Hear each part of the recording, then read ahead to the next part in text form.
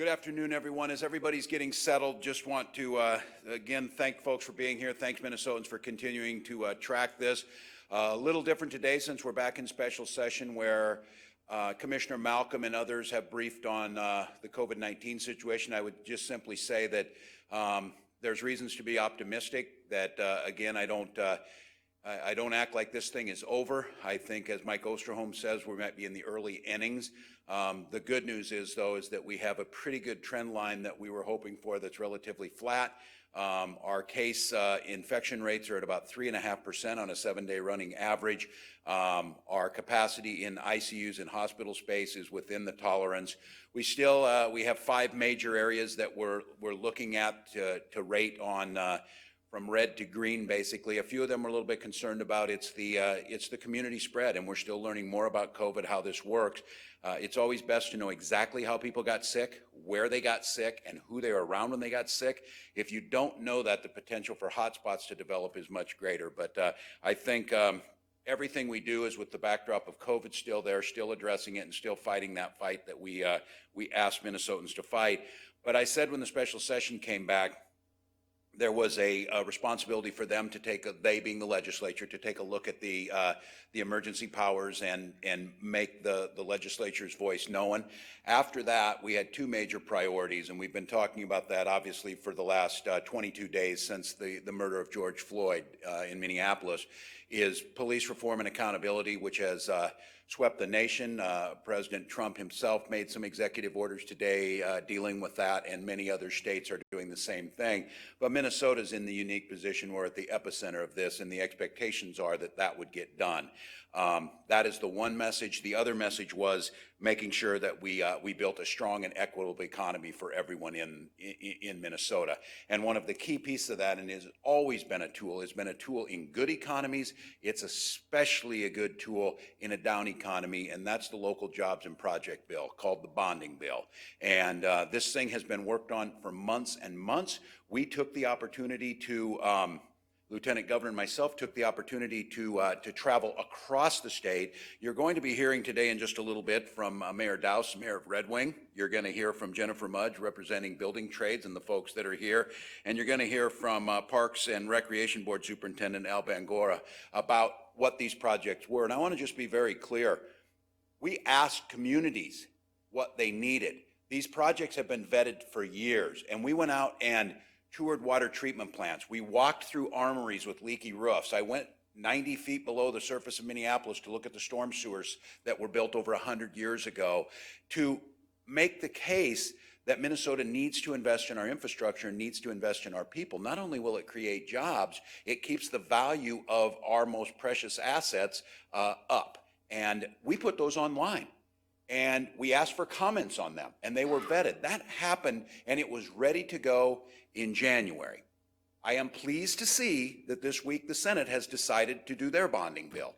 I don't know how they're going to do all that work. I don't know how they're going to talk to everybody, but I am willing to say at least we're getting somewhere. And for Minnesotans out there listening, if you're wondering how bonding works, and I oftentimes hear this, that government should have to do what families have to do. You have to balance the budget. You've got a paycheck and you got expenditures, and they better match up. In fact, you better have a little more to save for a rainy day. Well, that's what Minnesota has done. And there are several things you can do. You can get a job that pays you more or work more hours, or you can cut expenditures. But one of the things that you do is the one thing that families do, the greatest piece of personal wealth that a family has is their home. And I think about when people say, well, we can't afford to do a bonding bill. I remember as young teachers, my wife and I bought our first home in Mankato. The cost of it was 4 times what our yearly salary was, so that would have been a 400% of the GDP of expenditure. Over the years, we had to put a new roof on. We did some new windows. We did the upkeep to it. And when we finally got ready to sell that house, it was worth twice as much as it was in the beginning, and it brought financial security. A state is no different than that. If we let our roads deteriorate, we lose our capacity to be able to move goods and people. If we lose our University of Minnesota and the buildings that we need to have and the infrastructure. So we've been making the case for a long time. We need a robust bonding bill. We have put that together and it has been vetted. I am really excited to have these folks who are here to talk about that. I want to I think hearing those stories of where they came from, I don't think the best way to do it is to have a 2-hour hearing and then throw in a couple earmarks to try and get a few votes. I will say that. I think we have a very vetted proposal. I think what we did for months and months and months, and what the public, thousands of comments that the public weighed in on because they were out there, I would venture to say, and that's still on the internet for everyone to see what we're asking for, I don't believe that the proposal being put in the Senate is yet on the internet. We've got till Friday to try and get this thing done. According to that, they say they're going home. I would ask on the two things that us not to leave till we get this bonding bill done, and not to leave till we get real reforms. And we're here today to try and make that case. So I would like to, at this time, have Lieutenant Governor Flanagan come up and talk about how this bonding bill can also fit with rebuilding in Minneapolis, St. Paul, and the equity issues that have been brought up for many years. Lieutenant Governor Flanagan. Well, good afternoon, everyone. I'm really glad to be here with you today to talk about this project, and once again want to thank the governor for his willingness to go down in the sewer in Minneapolis so that I didn't have to. So when we unveiled the local jobs and projects plan back in January, we already felt the urgency to get this done, as the governor had all across the state about how incredibly important investing in Minnesota is. Minnesota is already facing a housing crisis that could be alleviated at historic investment in affordable housing across income levels. And we are seeing this play out right now in front of us with a population of folks who are experiencing homelessness, and this investment is critically needed at this time. Many communities across the state are relying on aging water infrastructure that put Minnesotans at risk for polluted drinking water or burst pipes. And emergency services like fire stations and National Guard readiness centers are in desperate need of 21st century upgrades so that they can protect the health and safety of our communities. Many of these projects have been waiting for years, and community leaders like the ones that we have here with us today told us that they didn't know how much longer they could wait. And while though we could not have imagined what it looks like back in January, those needs are very much still there. The COVID-19 pandemic and the damage to Minneapolis and St. Paul in the wake of George Floyd's murder did not eliminate the need for capital investment across the state. They have emphasized it, especially for communities of color and for communities in greater Minnesota. This is the rainy day that Minnesota has been preparing for. We have an opportunity right now to make meaningful investments in the projects that will keep Minnesotans healthy and safe, that will build resiliency and true equity into the way that we do things, and that will build stronger communities across the state. The time for a robust bonding bill is right now, and we must act. So with that, it is my pleasure to introduce to you Mayor Sean Daus of Red Wing, an incredible community where I was married last September. So coming up, Mr. Mayor.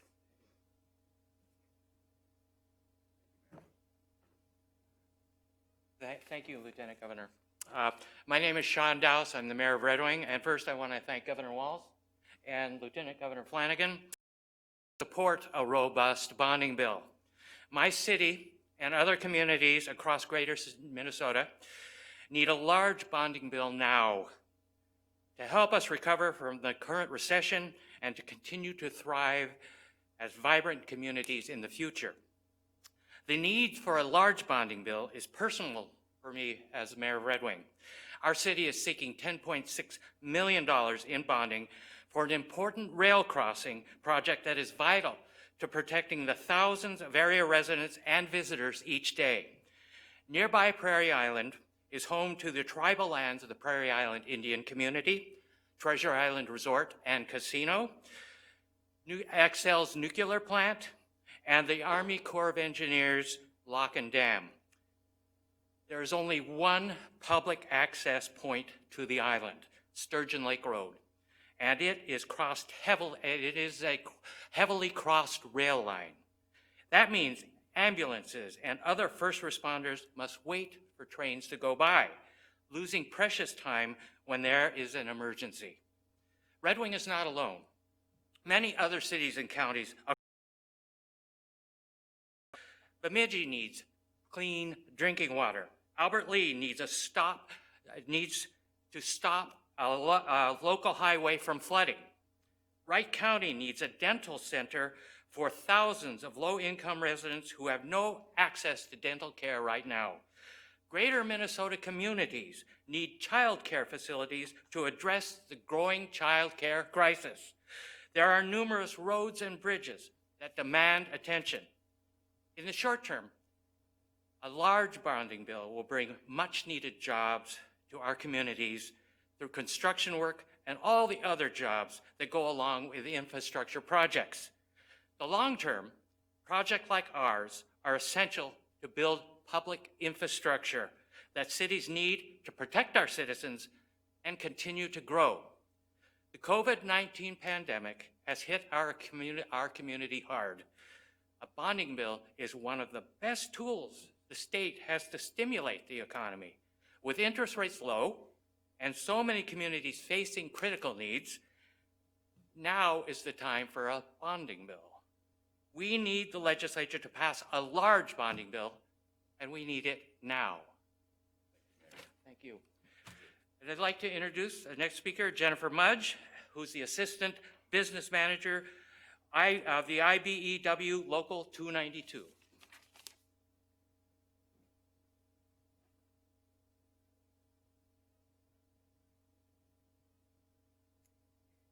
Thank you, Governor and Lieutenant Governor. Good afternoon. My name is Jennifer Mudge, and I've been a union electrician in Minneapolis for the last 23 years. I currently hold the position of Assistant Business Manager of IBEW Local 292 out of Minneapolis.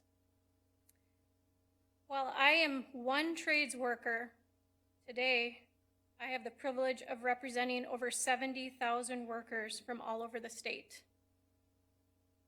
I am here to thank Governor Walz for his leadership to ensure that Minnesota construction workers, their families, and their communities benefit from the jobs that are created when the state invests in construction. What does this mean? Our state needs what's included here in the Governor and Lieutenant Governor's Local Jobs and Projects Plan bonding bill, and we do need it now. Getting a strong construction bonding bill is really about three things for our state. One, it's about the economy. Especially now, this would help with the recovery ahead of us from the COVID-19 slowdown. We desperately need the state to invest in building, water, roads, and bridge projects to keep construction. COVID-19 has resulted in increased unemployment in our industry. When the current construction projects finish up, we expect unemployment to rise as private investment in construction slows down. Now is the time. More than ever, we need public investment through bonding to put these vital construction projects back on track.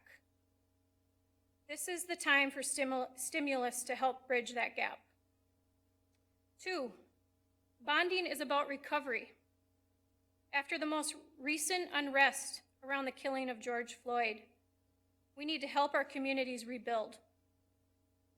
This is our chance to enhance the current bonding bill proposals and expand it to help rebuild a fragile economy and lives that have been affected by this tragedy. Electrical workers and all Minnesota building trades unions are eager to help rebuild our communities, and we are ready to work. Finally, bonding is about jobs. Bonding and public capital improvement spending creates good paying, high quality jobs in the construction industry and beyond. Now more than ever, as we face a pandemic and economic uncertainties, as well as the crisis in our communities, we, Minnesotans, need this investment in jobs. Again, I would like to thank Governor Walz for his leadership and encourage the state legislature to pass a bonding bill this week so that we can help our economy move forward with recovery and create jobs. On behalf of the Minnesota Building Trades and IBW Local 292, thank you.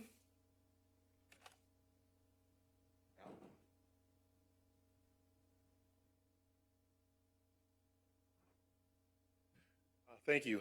It's a pleasure being here. My name is Al Bangora. I am the superintendent for the Minneapolis Park and Recreation Board, and I am really grateful to be here today. The North Common Vision, which I'm going to talk about, is part of this robust bonding bill. It's an investment in a stronger and more equitable community. And the importance of this bonding bill is greater than now. It's so important right now that we support this and to rebuild our city. And as we know, with the killing of George Floyd and what occurred within Minneapolis, this particular project is not too far, one block off of Broadway in North Minneapolis at North Commons Park. I want to thank Governor Walz and Lieutenant Governor Flanagan, and I want to also thank the bill authors, Senator Bobby Joe Champion and Representative Ray Dean, and to thank you to Brett Buckner, who is a community activist and tireless in his work and the community in the 2 years that they spent dedicating to this particular project. I also appreciate the focus on the projects for a stronger, more equitable community. The North Commons vision definitely fits, and the North Side can hold their heads high with pride and possibility of this vision. The project would create a new and exciting recreation and arts facility at North Commons Park on the Minneapolis North Side, which is in great need of this. And it really does fit within the vision that we talk about on an equitable bonding bill. The project would create a new recreation center with arts facility. It would also have large 4 basketball courts, running track, a rebuilt water park, and it's really going to be an amazing amenity for the North Side and for the people that have been impacted by years of equity and looking for opportunities to have a facility of this size and opportunity within North Minneapolis and the city of Minneapolis.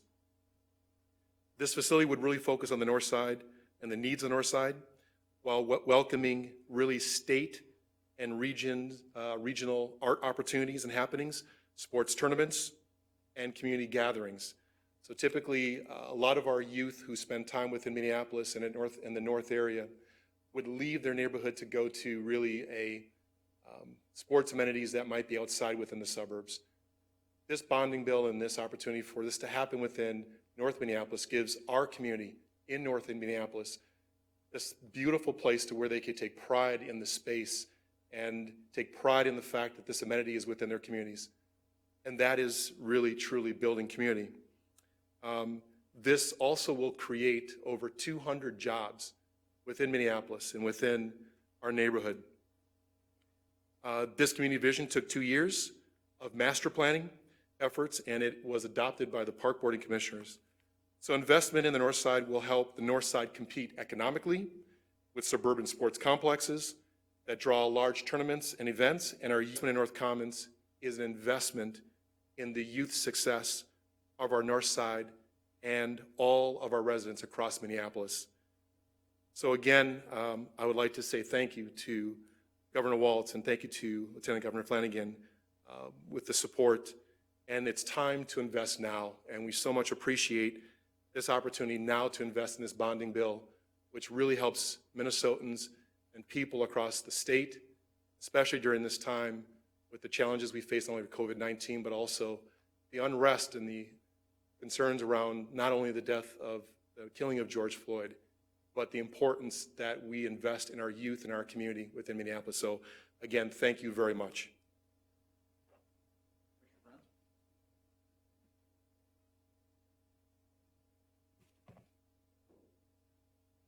Good afternoon, Myron Franz, Commissioner of Minnesota Management and Budget.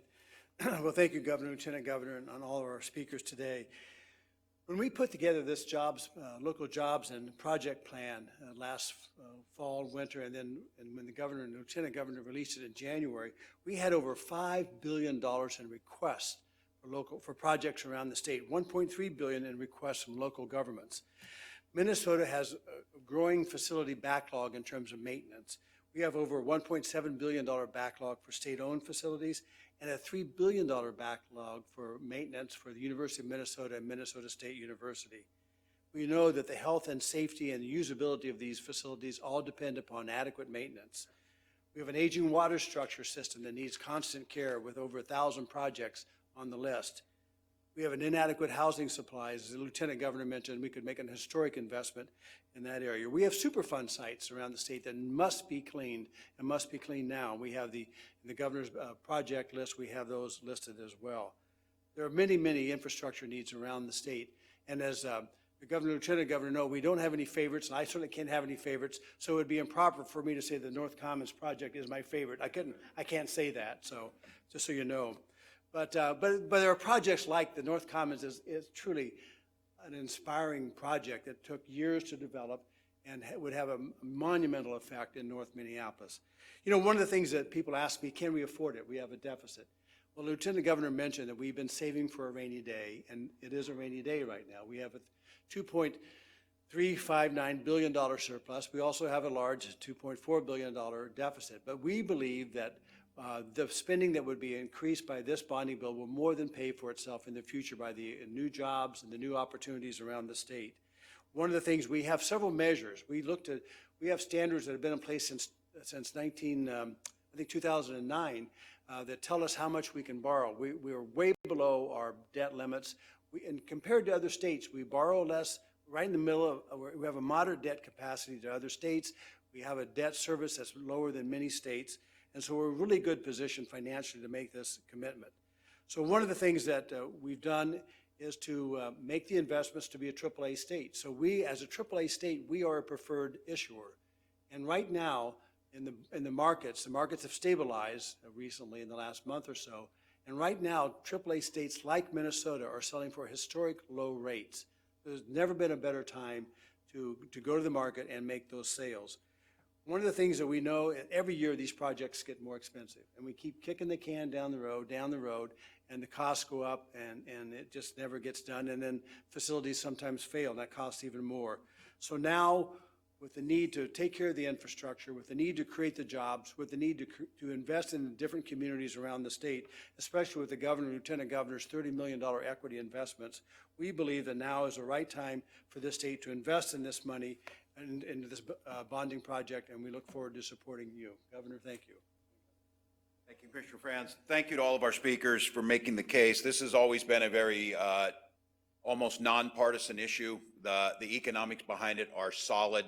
We've put ourselves in a good position for this, and I think when I hear a mayor speak, and I think we see a relatively, at least knock on wood, stable place on COVID-19, we see some movement to be able to get out the local CARES dollars to these cities, and then we give them a bonding project. I think the sense of optimism that will spring out across Minnesota will start to feed on itself. And I think many of us who have been around these types of downturns know it's the psychology of the economy that matters a lot. And I think in Minnesota, the legislature has a golden opportunity to provide some of that. And while she did not speak today, Commissioner Rebecca Lucero is here from the Minnesota Department of Human Rights, has been instrumental in when we started this months and months ago of making sure that equity was built into the projects, equity was built into the procurement and contracting to make sure that this truly flows into each of the communities. And there was a very deliberate attention to make sure that all of Minnesota participated, and whether that be in communities of color or whether it be geographically, to make sure that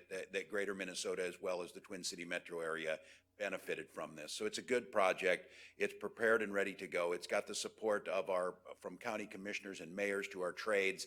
It was online and vetted by the public for many, many months. And as Myron said, we are at a historic place to be able to do it. And my analogy around my house is, this is investments in Minnesota, and now is the time to do that. So we'll be glad to answer any questions on bonding, or if we could stay on bonding for a little bit, then we can go off topic if you're ready to. So, Esme. Governor, did you give a dollar figure for the bonding bill, I guess, please, Senator? Yeah, ours ended up, Myron, if I'm right on this, 2.158, is that right? It was somewhere right in that neighborhood?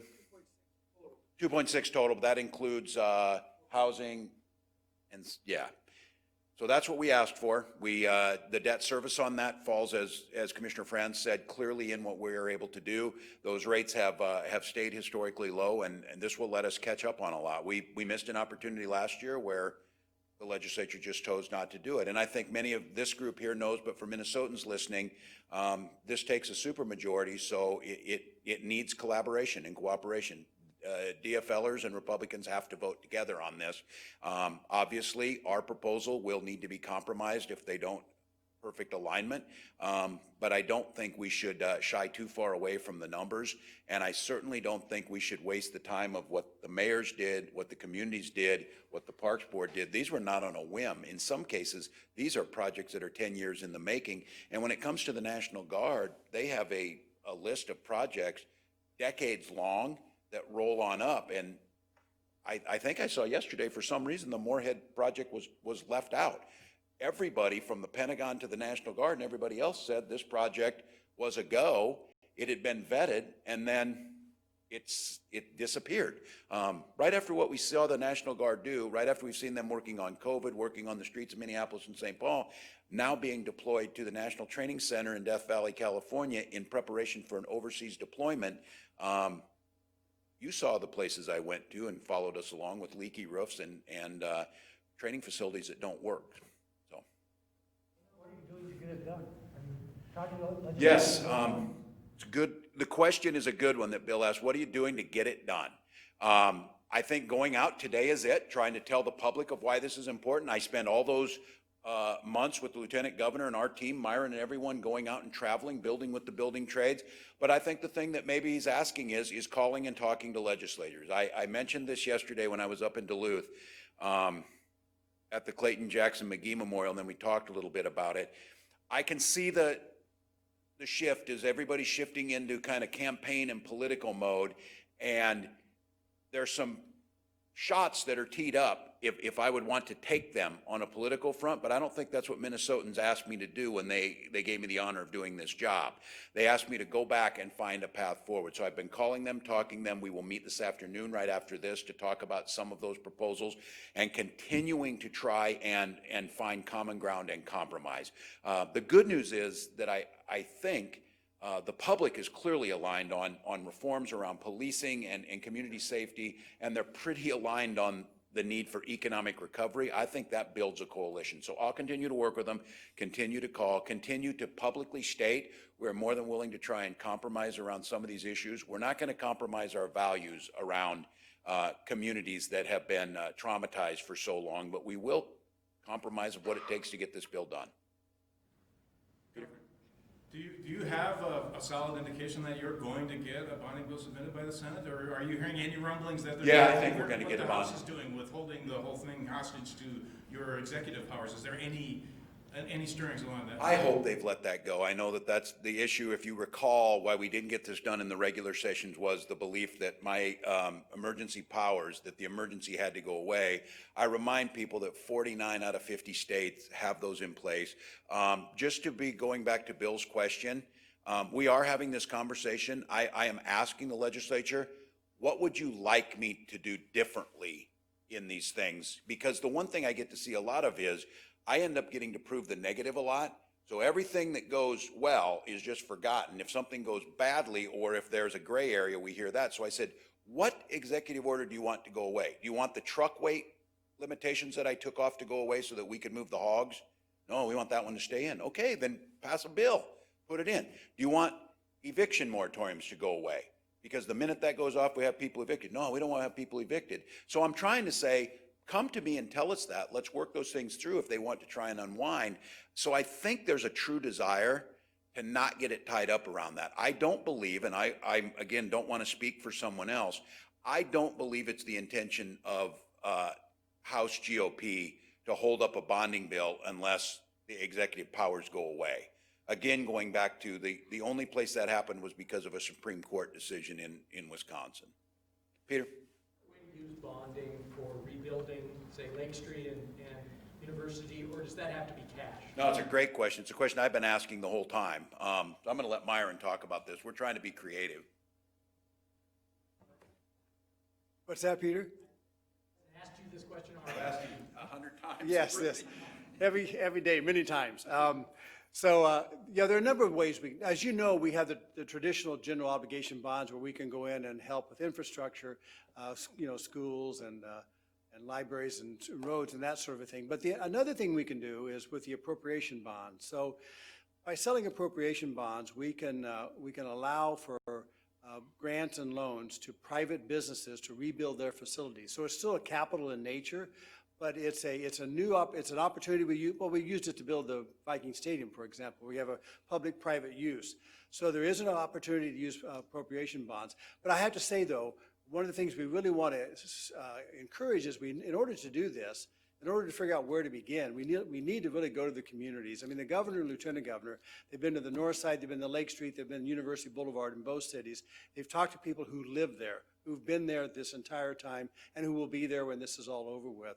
So we would encourage that conversation to begin, to make sure we know what it is that needs to be done on the ground with these appropriation bonds or some cash, if we can come up with some cash for some transition payments. So there are a number of opportunities we have to work with the cities and the people who live there. For an appropriation bond? No, that's a revenue bond. For appropriation bonds, what we have to do is we have to have the legislature appropriate an open and standing appropriation for the appropriation bonds. For a revenue bond, we actually have to have a revenue stream, and that's where you might use loans. That is another tool that we could do. We could let out loans, and those loans repayments would be the source of revenue for the revenue bond. But that's more of a long-term solution. Too soon to do some sort of appropriation bond? Not necessarily. I mean, the general obligation bond requirements are a little bit more stringent under the Constitution in terms of what we have to pass, but the appropriation bonds, we don't need to have all the details done. So we think there's an opportunity to perhaps even get something set up in this session if we can listen to people and get some ideas. You have to have a proposal, it's Tuesday. Yes, well, we can get, the drafting is not the problem. The idea is making sure that we understand what needs to be done in the communities. Friday was not our deadline either, by the way. Yes. Our deadline is open. Yeah, the governor has given me a nice 10% pay cut, so I'm here every day, all the time, so. That bonding proposal fit with the House and Senate ideas to use general fund dollars to support the communities. Do you support doing both of those things? General fund cash is scarce, right? And so with anything, and with the debt service on the bonds, we have to be careful about that. But we do believe that there is some general fund opportunities, but it's just limited in terms of what we can do. And so I think if you look at the combination of appropriation bonds and some immediate emergency general fund cash, but I think we have to be careful about how we use the general fund cash in connection with the appropriation bonds. Yeah, because we still have to balance a budget, and I think, correct me if I'm wrong, Commissioner Franz, I think in some of the moves that we made on hiring freezes and other things, we've saved about $58 million in the last 60 days or so, because we're looking at ways that we're going to have to do that. We think it makes sense right now to get on the front end of that, but we saw their proposal. We're excited about what they're trying to do. The question is, how do we make those general funds available?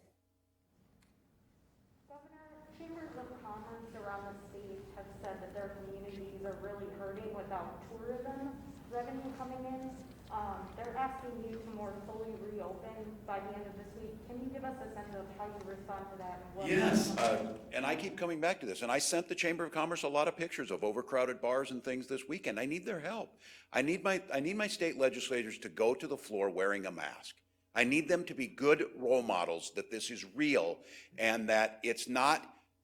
Let's just be clear, and I heard this from legislators here, and I heard it echoed on a call the other day with the administration. There are not more cases just because we're testing more. We use percentages, and the percentages that are going up. So I, more than anything, want this to happen, but what we've seen it in Georgia, we've seen it in Texas, we've seen it in Utah, we've seen it in Arizona, that even when you open up and the cases aren't going up, the return to business is predicated on the consumer confidence that they can go back. And when they see numbers going up, or where they see that there's not social distancing going on, there's going to be a set of folks that don't come there. So I just want to be clear. If you took the 50 states, we are clearly in the top 25% of what is open at this time. So the idea that we are somehow trailing other states or we are somehow dragging our feet is not true. The other thing that I would say is our goal was to get to right where we are. It appears like a plateau without a massive peak. We did not overrun our hospitals, and I am more confident now that we can continue to turn that dial. So I would just ask them, help us. Help us. Don't tell me to open more when you all saw the pictures of Dinkytown and some of the bars down there that were just really crowded. And again, the equivalent, I heard this yesterday, is don't tell us we can't do this when, you know, you saw these massive protests and didn't do anything about it. What we saw is a civil unrest unlike anything we've seen in many of our lifetimes. But we saw a lot of it outside.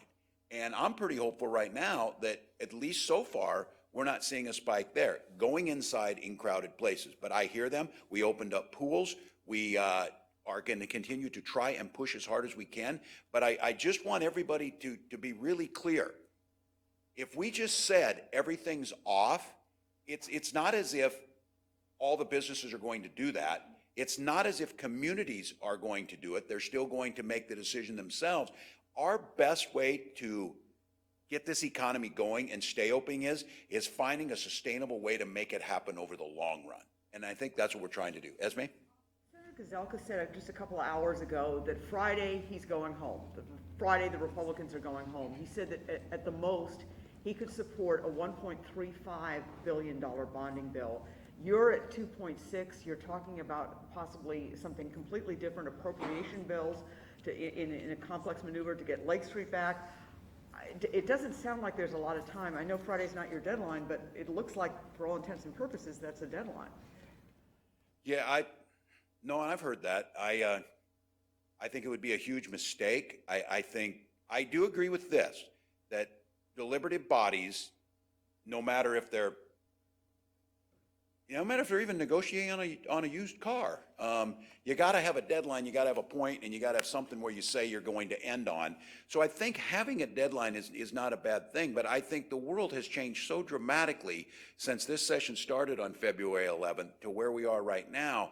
To say that we're going to take our ball and go home, I would say so again. We have community policing issues that apparently are going to get a couple-hour hearing. Our commissioners who've worked on this, John Harrington, who worked on this with Keith Ellison for a year, got 3 minutes. 3 minutes to testify, and then no questions? There's a lot of questions. So I would ask the Senate to reconsider and let's work together. I recognize that if they're at 1.3 and we're at 2.6 with everything in there, there's a middle there, and I'm more than willing to say that. I'm not willing to give up the Mayor of Red Wing's project for that, but we are willing to make some ideas of where we can trade. So I hope this isn't a rush, because when you think about this, we're 72 hours away. I've not seen their bonding bill. I've not seen all the proposals on community policing, and I'm certainly listening to those communities. I don't know if labor has saw what's out there, and these are things that we have to agree with the community on. So I would hope we don't see that as a deadline. Apparently you did watch or at least you're aware of what was going on today in the Senate committee with the public safety stuff. Now you've seen both proposals, you've heard them aired out to the degree that they're being aired out. I'd like your comment just on the sort of the distinction between Well, I still stand, and then I know the Lieutenant Governor's working a lot on this with the Posse Caucus, being one of those founding members. I still stand with their proposals. I don't think this is one of those where, you have this set of proposals, this 21 set of proposals that have been vetted, that have data to support them, that will make a difference in community. But just because it's 21, we're going to start out with 5 and negotiate with you on it. I will say this. I think some of the low-hanging fruit that the Senate put in, that's good. And I'm glad we're finally hearing it. But this idea, we have fought for years to have hearings over there. If you recall last year, we wanted a hearing on guns, on gun safety. I wanted a hearing on my budget, and I was told for the first time in Minnesota history I wouldn't get it, so Commissioner Bowerly, we begged and pleaded, and we got 5 minutes to present the state's $48 billion budget. There has been a real drag of having an honest, open debate over there. I will say the pressure from the public has at least opened some of that up, but I have to tell you, that that is not the fundamental change the community's asking us for. I'm not hearing that they are going to be satisfied with that. I am not feeling that those people from the community are going to support that. And so if this is going to be one of those deals that we're going to put 5 easy ones out there, vote for it, and go on home, see you later, I think they're really misreading where the public is at on this. I think they're really misreading where the sense of urgency is. Step for you, if indeed they do adjourn on Friday, with just those 5 or less, what would you do? I could bring them back Saturday, and then they could let go, and I could bring them back Sunday, and we could let the public talk about it. I think at this point in time, the what-ifs are hard in a session. I think it's a fair question from the press, but I think for me I'm still remaining optimistic. I think it got very heated and personal over Friday and a little bit. I have pledged to try my best to not do that. I'm certainly clearly taking a few shots at the frustration I find with the Public Safety Committee in the Senate.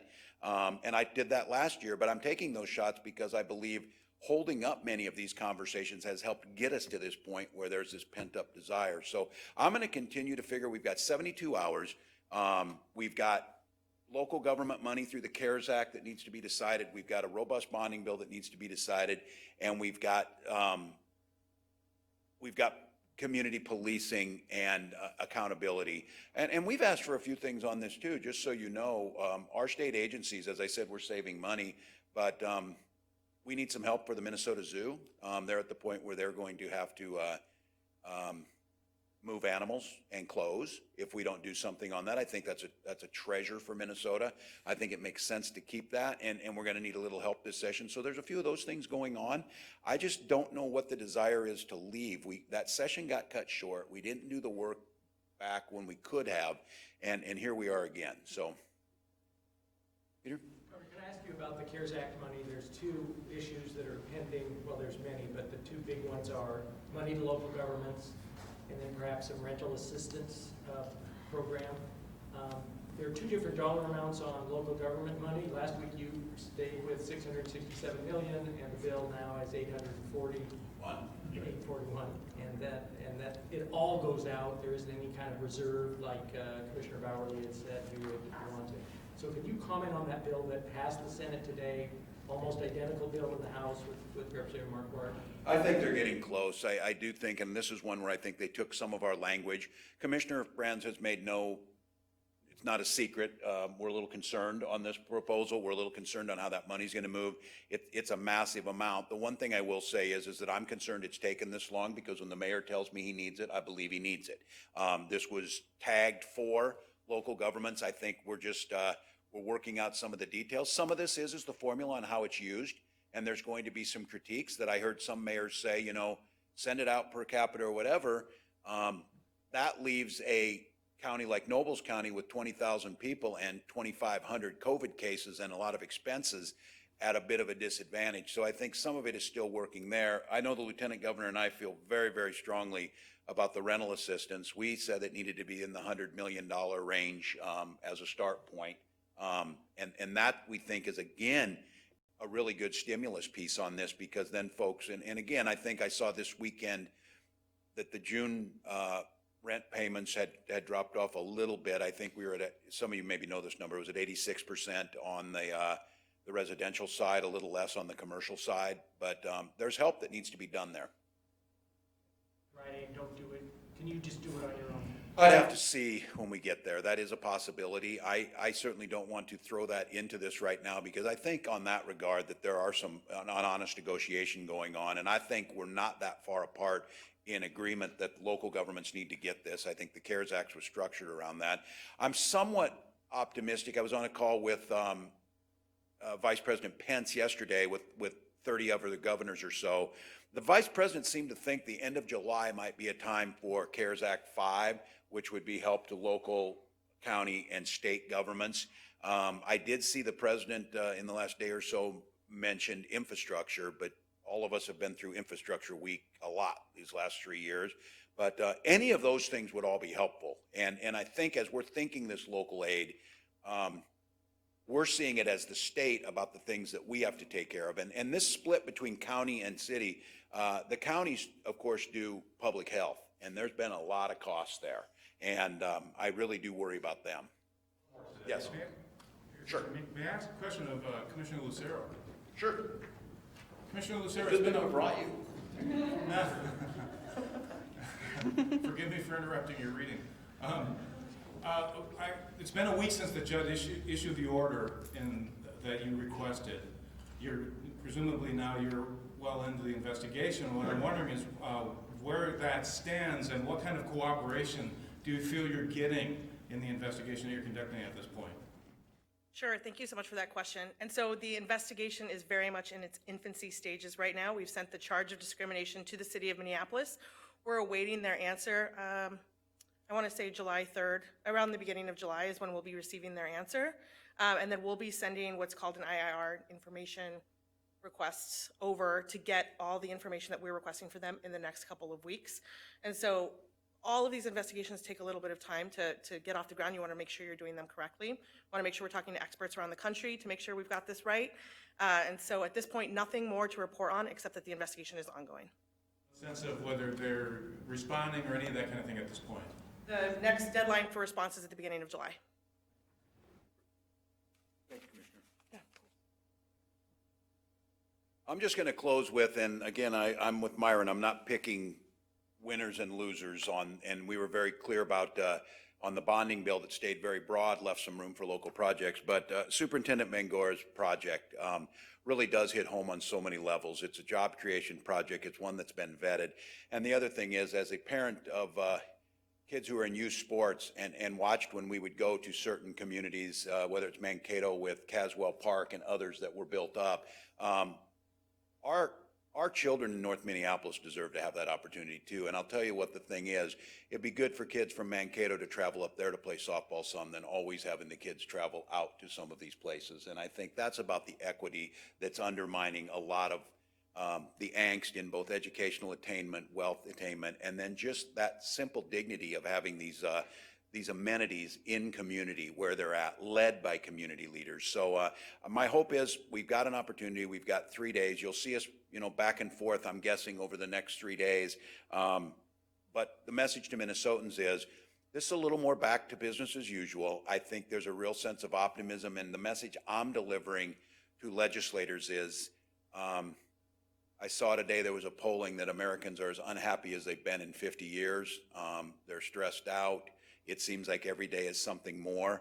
I've always said that we may not be able to alleviate all of that, but we should not pile on with that. I think like we did last year, let's show that divided legislature can work. Let's show them that we compromise and we get some good stuff done and that we did it in a way that honors the democracy, and that we actually felt like people who hadn't had a voice were brought back in. So I think the next 3 days are really critical, not just in the operational things. I think they're really important to the psychology of Minnesota, that we can solve problems together, we can move in unison, and we can disagree, but in a way that Minnesotans know that it's not about the petty politics. It's more about maybe there's a better way to do it. So we'll be in touch over the next few days. I think you'll see a lot more of us. I want to thank everyone who came today, and we want to get you all back to work. So thank you.